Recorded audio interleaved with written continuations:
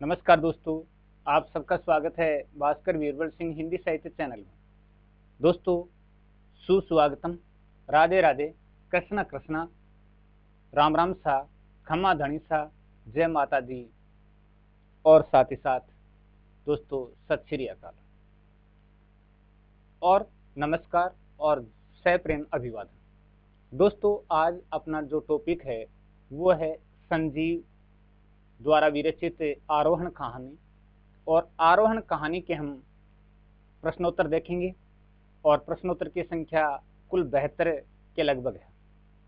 दोस्तों, काफ़ी लंबी कहानी है और इस कहानी के प्रश्नोत्तर बनाने का एक विशेष पर्पज ये है कि कई बार जो प्रतियोगी परीक्षाएं होती हैं उनमें पाठ्यक्रम लागू कर दिया जाता है 9 से 12 तक। तो ऐसी स्थिति में हिंदी साहित्य की तैयारी करने वालों को वो अध्याय तैयार करना होता है। इसके अलावा एनसीईआरटी की जो तैयारी कर रहे हैं, एनसीईआरटी सिलेबस लेकर के जो पढ़ रहे हैं, उन सब विद्यार्थियों के लिए भी ये काफ़ी उपयोगी है। दोस्तों, हम थोड़ा सा ज़बानी जिक्र कर लेते हैं कहानी का, उसके बाद प्रश्नोत्तर की तरफ बढ़ेंगे। तो आपके सामने सिर्फ जब तक कहानी का जिक्र करते हैं तब तक ये टाइटल ही रहेगा, उसके बाद आपके सामने प्रश्नोत्तर हाजिर होंगे। तो आप धैर्य बना करके उस कहानी की थोड़ी सी रूपरेखा या कथानक को सुन लीजिएगा। रूप सिंह और भूप सिंह दो भाई हैं और ये दोनों राम सिंह के बेटे हैं। किसी बात पर रूप सिंह है वो नाराज होकर के या यूं कहें कि घर छोड़ करके चला जाता है और घर छोड़ करके भाग जाता है। किससे? भूप सिंह से अलग होकर के चला जाता है। माँ बाप को भी वो छोड़ देता है और इस दौरान वो मसूरी में आकर के रहने लग जाता है। मसूरी बहुत ही पर्यटन स्थल है। उत्तराखंड में आप देखोगे तो काफ़ी सुंदर रोचक पर्यटन का जो दृश्य आपको देखने को मिलेगा। तो मसूरी आ जाता है और जब वह वापस से गांव लौटता है तो इस बीच के अंतराल का समय होता है वो 11 वर्ष होता है, यानी 11 साल बाद वह अपने गांव लौटता है। और साथ में शेखर कपूर भी हैं और Shekhar Kapoor Indian civil service की ट्रेनिंग ले रहे हैं मसूरी में। तो उनका जो जिक्र है वो रूप सिंह कर रहा है। तो वह अपने गांव माही जा रहे हैं और माही जाते समय आपको ये बता दिया जाए कि वो देवकुंड बस स्टैंड पर उतरता है और देवकुंड बस स्टैंड पर उतरने के बाद वो घोड़ों की तलाश में इधर उधर देखता है और चाय वाले से पूछता है कि भैया यहाँ पर कोई घोड़ा वोड़ा मिलेगा क्या।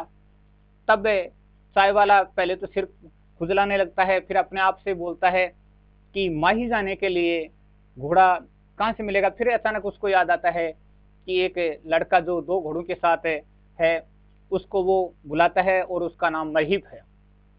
दोस्तों, ये महीप रूप सिंह के भाई का लड़का है और भाई का नाम जैसा कि आप पात्र के रूप में देखोगे भूप दा भी है और भूप सिंह नाम भी है।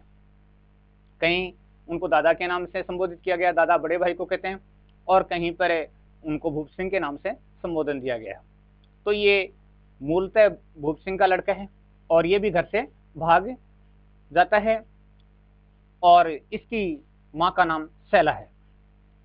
अब महीप है वो घोड़ों को लेकर आता है।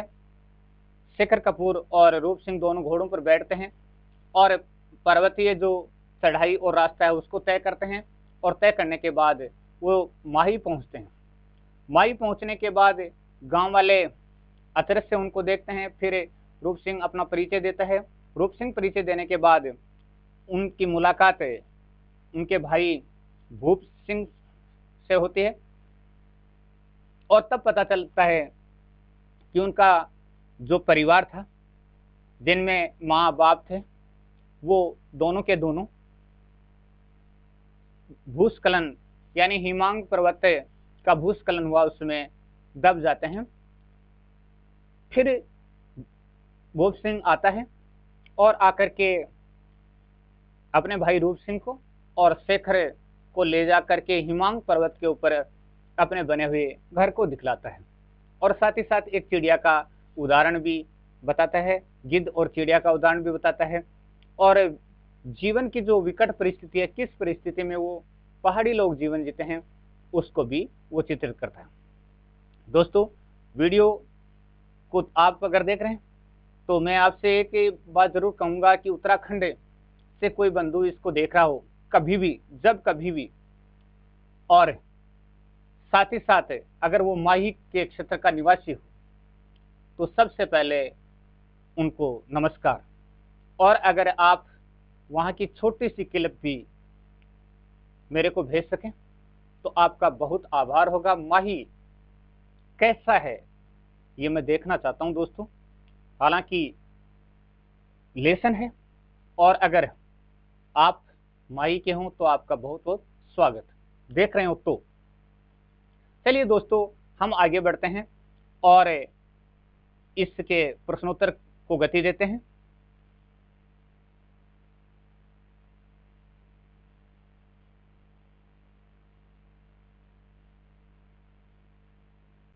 थोड़ा सा ऊपर कर लेता हूं मैं। चलिए, ये अपनी कहानी के प्रश्न आपके सामने हाजिर हैं। आरोहण कहानी में लेखक ने रेखांकित किया है, यानी किस चीज को रेखांकित किया है? आरोहण का अर्थ दोस्तों होता है चढ़ाई, और इस कहानी में लेखक ने क्या रेखांकित किया है? तो देखिए, पर्वतारोहण की जरूरत और वर्तमान समय में उसकी उपयोगिता को रेखांकित किया है। आरोहण कहानी में पर्वतारोहण की जरूरत और वर्तमान समय में उसकी उपयोगिता को रेखांकित किया है। पर्वतीय प्रदेश में रहने वाले लोग पर्वतीय प्रदेशों की यात्रा करने वाले लोगों के लिए किस प्रकार का काम कर सकते हैं, यानी किस का काम कर सकते हैं? तो यहाँ पर प्रश्न थोड़ा अजब लगता है आपको कि पर्वतीय क्षेत्र में रहने वाले लोग पर्वतीय प्रदेशों की यात्रा करने वाले लोगों के लिए किस का काम कर सकते हैं? तो दोस्तों, बेहतर गाइड का काम वो कर सकते हैं, यानी कोच का काम वो कर सकते हैं, क्योंकि वो पर्वतीय अंचल के कण कण से वाकिफ होते हैं, कण कण की जानकारी उनको होती है, पूरी स्थिति का, भौगोलिक स्थिति का, परिस्थिति का उनको ज्ञान होता है, तो वो गाइड का काम कर सकते हैं। पर्वतारोहण के क्षेत्र में किन दो महिलाओं का नाम इतिहास में दर्ज हो चुका है? तो दोस्तों, बछेंद्री पाल और संतोष यादव का नाम पर्वतारोहण के क्षेत्र में काफी चर्चित हो चुका है, यानी पर्वतारोहण के क्षेत्र में बछेंद्री पाल ने और संतोष यादव ने अपना नाम इतिहास में दर्ज किया है। चलिए, आरोहण कहानी में किसका चित्रण किया गया है?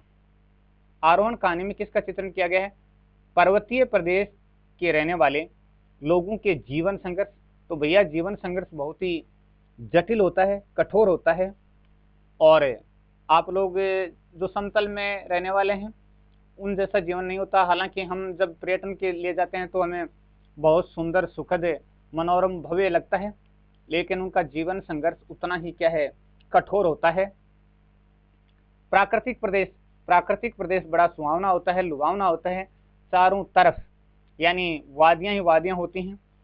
उनकी दिनचर्या का चित्रण किया है और प्राकृतिक आपदाओं का भी चित्रण किया है। और पर्वतीय अंचलों में दोस्तों समय समय पर आपदाएं भी आती रहती हैं, जैसे कि हाल ही दिनों में भयंकर बरसात के कारण से उत्तराखंड में जो प्राकृतिक आपदा आई थी और उससे बहुत बड़ा वन क्षेत्र बंजर के रूप में स्थापित हो गया। कहने का मतलब है कि बंजर बन गया, लोगों के घर भी गिर गए नदी में, और साथ साथ बहाव में बहुत लोगों को नुकसान भी पहुंचा। तो प्राकृतिक आपदा आती रहती हैं और भूस्खलन होता रहता है, पहाड़ दरकते रहते हैं। पहाड़ी लोगों की दिनचर्या का एक भाग क्या है? पहाड़ी लोगों की दिनचर्या का एक भाग आरोहण है दोस्तों। आरोहण यानी चढ़ाई करना, और उनका एक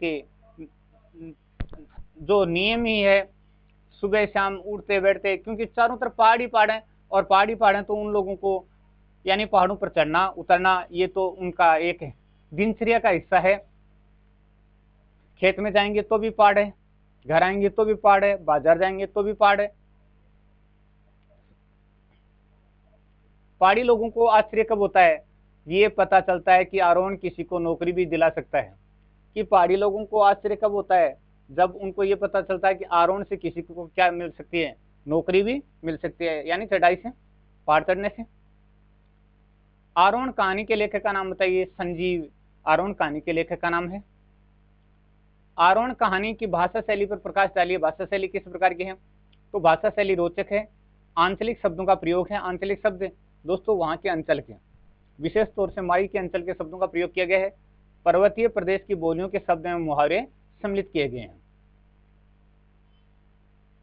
चलिए, रूप सिंह कितने वर्ष बाद अपने गांव लौट रहा था? 11 वर्ष बाद अपने गांव लौट रहा था। रूप सिंह के गांव का क्या नाम था? माही नाम था। रूप सिंह के गांव का नाम माई था। गांव लौटते समय रूप सिंह को कौन सी स्थिति घेरने लगी थी? यानी वो क्या सोच रहा था, क्या कैसी ऊहापोह में था, यानी किस उधेड़बुन में था? प्रश्न ये कह रहा है कि कौन सी उधेड़बुन में था। तो एक अजीब किस्म की लाज, अपनत्व और झिझक उसे घेरने लगी थी। किताब पढ़ोगे तो आपको पता चल जाएगा। रूप सिंह जब माही लौट रहा था तो उसके साथ कौन था? माही लौट रहा था तो उनके साथ कौन था?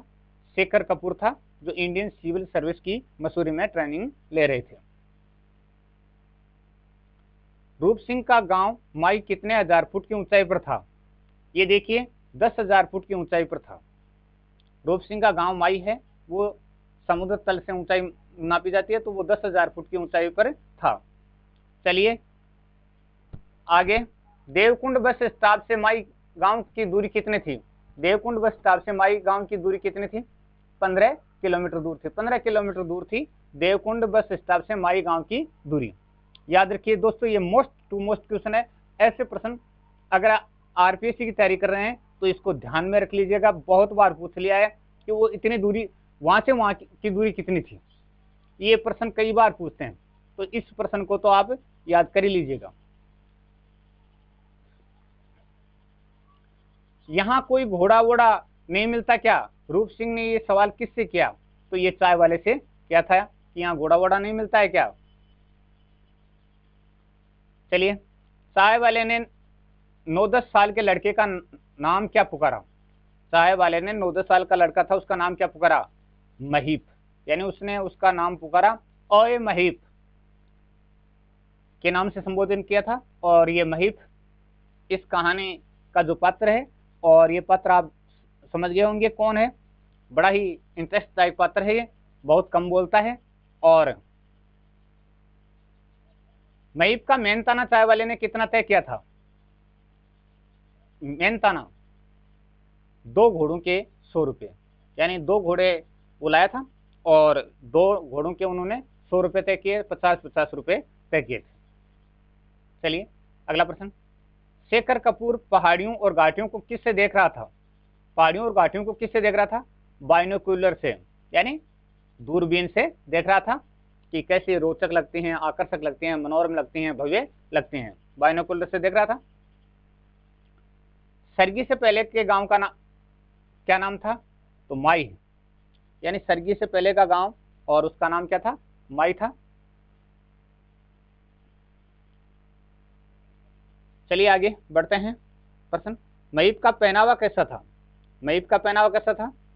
पहाड़ी पतलून पहने था और स्लेटी स्वेटर पहने हुए था। तो महीप है वो पहाड़ी पतलून पहने हुए था और स्लेटी स्वेटर पहने हुए था।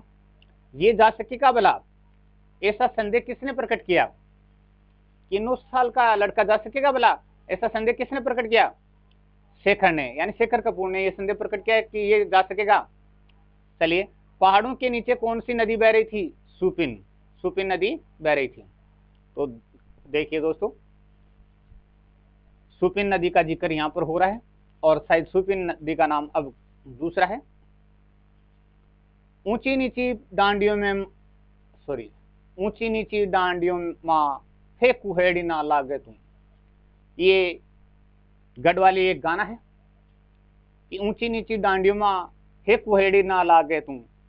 गढ़वाली भाषा का ये दर्द भरा गीत का पद है। और इस गाने के बोल के अर्थ क्या है? तो गाने के बोल के अर्थ देखते हैं। इसका अर्थ यह कि कोई घास काटने वाली पहाड़ी लड़की कहती है कि घास काटने वाली पहाड़ी लड़की कहती है कि ए कुहरे ऊंची नीची पहाड़ियों में तुम न लगो जाकर, कि हे कुहरे ऊंची नीची पहाड़ियों में तुम जाकर न लगो। कुहेड़ी का अर्थ क्या होता है? कोहरा। डांडियों में, पहाड़ियों में। लाग तुम यानी लगाकर, कि लड़की कह रही है कि हे कुहरे तू ऊंची नीची पहाड़ियों में जाकर न लगाकर। तो दूसरा प्रश्न अब देखिए, ऊंचे नीचे पाखुमा हे गसेरी ना जाए तू। गाने के इस बोल के क्या अर्थ हैं? ऊंचे नीचे पाखों में हे गसेरी ना जाए तू। तो देखिए इसका उत्तर भी देखते हैं। कुहरा घास वाली लड़की से कहता है कि ऊंची नीची पहाड़ियों में तू न जाया कर, तूने नहीं, तू न जाया कर, कि ऊंची नीची पहाड़ियों में तू मत जाया कर। तो यहां पर देखते हैं, पाखों में पहाड़ों में, गसेरी घास वाली, ना जाए तू न जाया कर, यानी ऊंची नीची डांडियों में।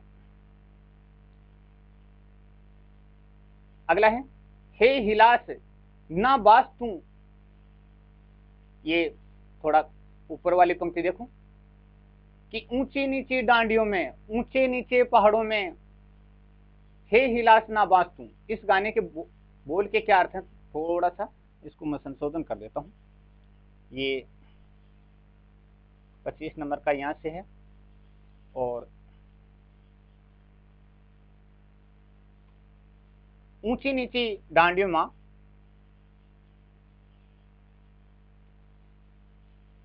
हे हिलास ना बास तू। हिलास एक पक्षी का नाम है, और घास वाली लड़की कह रही है कि हे हिलास तू वहां पर बसेरा ना बना ऊंचे नीचे पहाड़ों में। तो हिलांस नाम के परिंदे को आगाह करता है, कौन करता है? कोहरा, कि ऊंची नीची पहाड़ियों में अपना बसेरा न बनाया कर। हिलांस एक पक्षी का नाम है, और उस परिंदे को आगाह करता हुआ कोहरा, यानी कोहरा कहता है कि ऊंची नीचे पहाड़ियों में अपना बसेरा न बनाया कर। एक बार पुनः देख लेते हैं थोड़ा सा, कि ऊंची नीची डांडियों में, डांडियों का अर्थ होता है पहाड़ियों में, कि ऊंची नीची डांडियों में यानी पहाड़ियों में हे हिलांस ना बासू, कि हे हिलांस पक्षी तू बसेरा न बनाया कर। गाने के इस बोल के क्या अर्थ हैं? तो हिलांस नाम के परिंदे को आगाह करता है कि ऊंचे नीचे पहाड़ियों में अपना बसेरा न बनाया करे। ये ठीक है कि मैंने कोई बसेरा नहीं बनाया, यहां उड़ गया, ये कथन किसका है? कि ये ठीक है कि मैंने यहाँ पर कोई बसेरा नहीं बनाया, उड़ गया, ये कथन किसका है? तो दोस्तों ये कथन रूप सिंह का है, और शेखर कपूर को कहता है कि ये ठीक है कि मैंने यहाँ कोई बसेरा नहीं बनाया, यहाँ उड़ गया, यानी यहाँ से भाग गया। चलिए, अचानक चलते चलते रूप क्यों ठमक गया?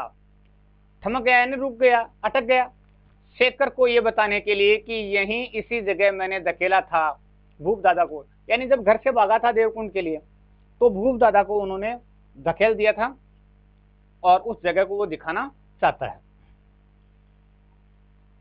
भूप सिंह घर से कहां पर भाग गया था? देवकुंड भाग गया था, देवकुंड भाग गया था भूप सिंह। और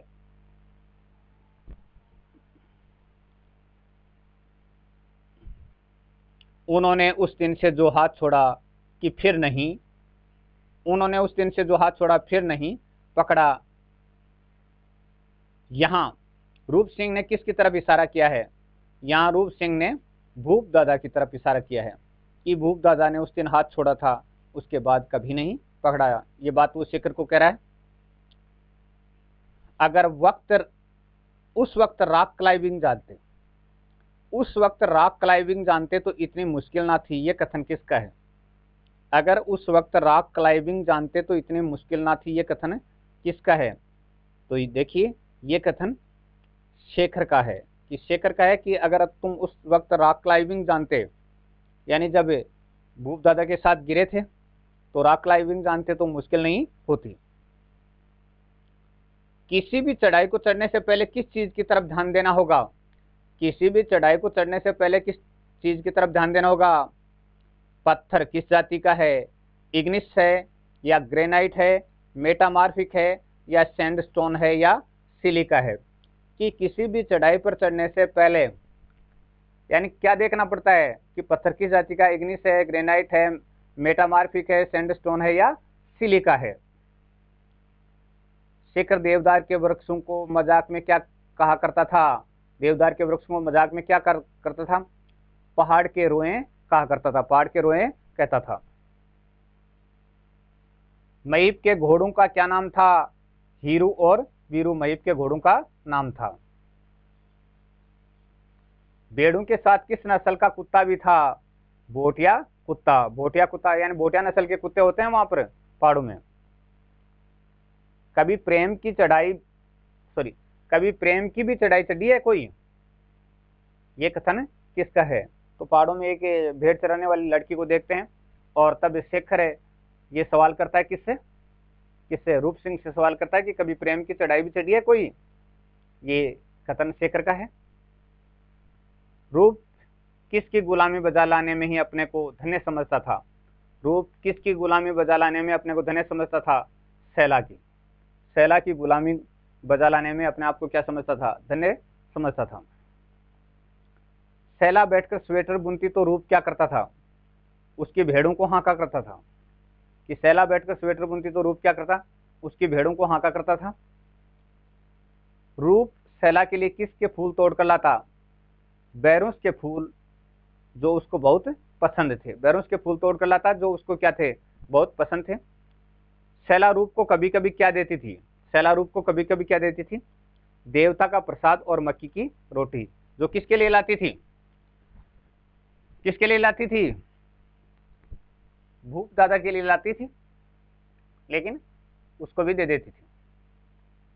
सैला जो स्वेटर बना करती थी वह किसके लिए बुना जा रहा था? भूप दादा के लिए। भूप दादा के लिए वो स्वेटर बुना जा रहा था।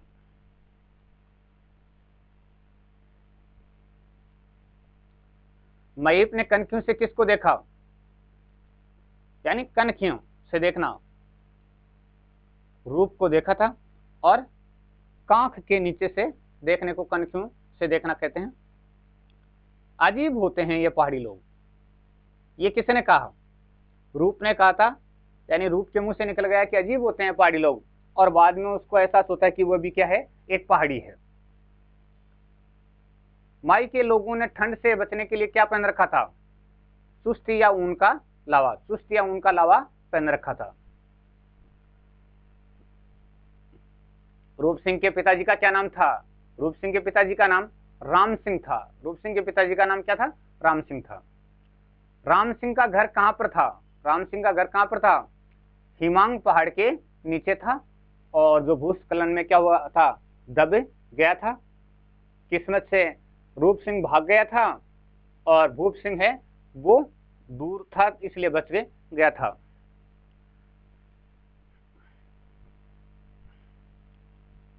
चलिए, राम सिंह के कितने लड़के थे? 2 लड़के। भूप सिंह और रूप सिंह 2 लड़के थे। रूप सिंह को उसके घर के बारे में किसने बताया?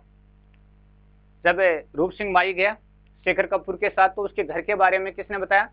तो दादा त्रिलोक सिंह ने बताया था कि उसका घर है वो अब नहीं रहा। महीप किसका बेटा था? सैला और भूप सिंह का बेटा था। सैला और भूप सिंह का बेटा था महीप।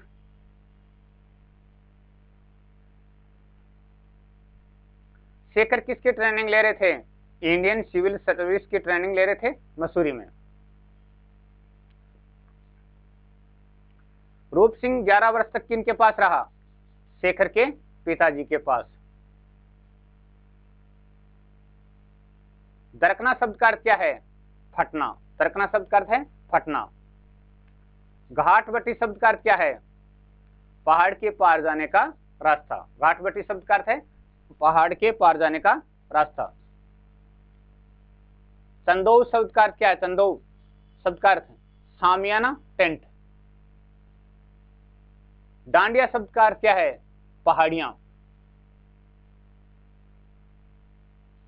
अनुतप्त शब्द का अर्थ क्या है? अनुतप्त।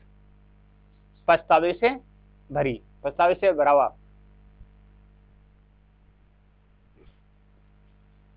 राग पिटन शब्द का अर्थ क्या है? चट्टान में गड्ढा करना, चट्टान में गड्ढा करना। हिलकोरे शब्द का अर्थ क्या बताइए? हिलकोरे स्वर लहरी, स्वर लहरी अर्थ है हिलकोरे शब्द का अर्थ। कुहेड़ी शब्द का अर्थ क्या है? कुहरा, कुहेड़ी शब्द का अर्थ है कुहरा। पैबंद शब्द का अर्थ क्या है? पैबंद थेगली, कारी। पैंट अगर फट जाए ना पीछे से या कमीज फट जाए तो उसके जो कपड़े का जो चेपा दिया जाता है उसको थेगली या कारी कहते हैं। पगुराना शब्द का अर्थ क्या है? जुगाली करना, जुगाली करना है पगुराना शब्द का अर्थ। दर्याप्त शब्द का अर्थ क्या है? जानकारी प्राप्त करना, पता लगाना। भूप दादा और उसकी प्रेमिकाएं, सॉरी, भूप दादा और मेरी प्रेमिकाएं प्यार की निशानियां, वो मुकामात सब के सब दब गए भूस्खलन में। ये कथन किसका है कि भूप दादा और मेरी प्रेमिकाएं प्यार की निशानियां, वो मुकामात, मुकामात यानी स्थान, सब के सब दब ढक गए भूस्खलन में। यह कथन किसका है? रूप सिंह का कथन है कि भूस्खलन हुआ तो सारी की सारी चीजें क्या है? दब ढक गई हैं। स्वर्गी का अर्थ रूप सिंह ने क्या बताया? स्वर्ग। पेट के लिए क्या क्या नहीं करना पड़ता है? यह कथन किसका है? रूप सिंह का कथन है। हिलांस की तरह जा छुपता होगा अपनी मां की गोद में, यह कथन किसका है? रूप सिंह का महीप के लिए है। हिलांस की तरह जा छुपता होगा अपनी मां की गोद में। डांडी शब्द का अर्थ क्या होता है? डांडी शब्द का अर्थ पहाड़ होता है। पहाड़ के अर्थ में आया डांडी शब्द।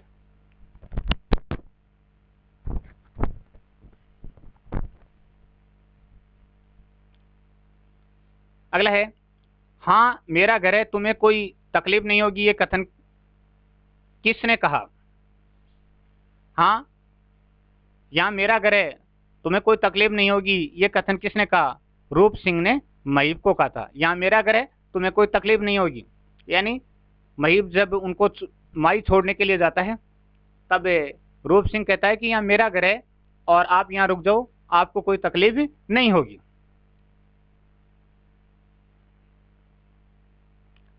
कहने जाना छावा साहब, कहने जाना छावा साहब, ये कथन किसका है? दादा त्रिलोक सिंह का। दादा त्रिलोक सिंह रूप से पूछते हैं कि कहने जाना छावा साहब, कि साहब कहाँ जाना चाहते हो? दादा त्रिलोक सिंह रूप सिंह को पहचान नहीं पाते हैं और जब वो अपनी हिंदी भाषा में परिचय देता है तब भी नहीं पहचान पाते हैं, लेकिन थोड़ी बहुत गढ़वाली भाषा का प्रयोग करता है तब वो पहचान पाते हैं। मयाल का अर्थ क्या है? पहाड़। मयाल का अर्थ क्या है? पहाड़ है। गयार का अर्थ क्या है? गयार, गयार का अर्थ है घर। भूइला का अर्थ क्या है? अनुज अथवा छोटा भाई। भूइला का अर्थ अनुज अथवा छोटा भाई। बस इतना भर पहाड़ीपन बचा रह गया ही है ना, कि इतना भर पहाड़ीपन ही बचा रह गया ही इन, है ना। ये कथन किसका है? ये कथन भूप दादा का है, रूप सिंह के लिए है। वो रूप सिंह को कहता है कि बस इतना सा पहाड़ीपन ही बचा है क्या?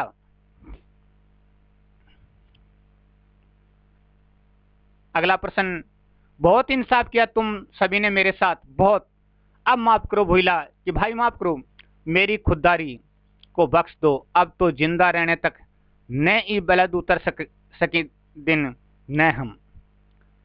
कि देखिए, बहुत इंसाफ किया तुम सभी ने मेरे साथ, बहुत, अब माफ करो भूइला, मेरी खुददारी को बख्श दो, अब तो जिंदा रहने तक न ही बलद उतर सके दिन न हम। ये कथन किसका है? भूप दादा का कथन है। भूप दादा का कथन है ये। और शेष कुछ प्रश्न और टॉपिक हैं जो आपको अगले छोटे से वीडियो में आपके सामने हाजिर होंगे। तब तक के लिए आपका बहुत बहुत धन्यवाद और वीडियो को लेते हैं विराम। दोस्तों, वीडियो कैसा लगा आप शेयर, लाइक, सब्सक्राइब और कमेंट जरूर करें। इसका सेकंड पार्ट है वो छोटा सा आपके सामने जल्द ही हाजिर होगा। तब तक दीजिए इजाज़त।